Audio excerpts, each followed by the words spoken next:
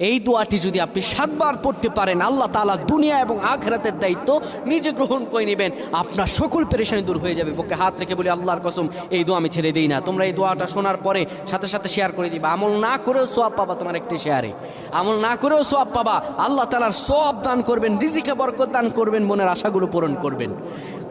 ও আমার প্রাণের ভাইয়েরা, বিশ্ব নবী মুহাম্মাদুর রাসূলুল্লাহ সাল্লাল্লাহু আলাইহি সাল্লাম বলেন, কোনো ব্যক্তি যদি এই দোয়াটা 7 বার পড়তে পারে, দোয়াটা হলো হাসবি আল্লাহু লা ইলাহা ইল্লাহু আলাইহি তাওয়াক্কালতু ওয়া হুয়া রাব্বুল আরশিল আযীম। কোনো ব্যক্তি যদি এই দোয়াটা পড়তে পারে খালেস অন্তরে, সকালে 7 বার আর মাগরিবের পরে 7 বার পড়তে পারে, আমার আল্লাহ রাব্বুল আলামিন বড় বিপদ থেকে তারে বাঁচিয়ে দিবেন। তার দুনিয়া এবং আখিরাতের দায়িত্বগুলো আমার রাব্বুল আলামিন নিজে গ্রহণ করে নেবেন।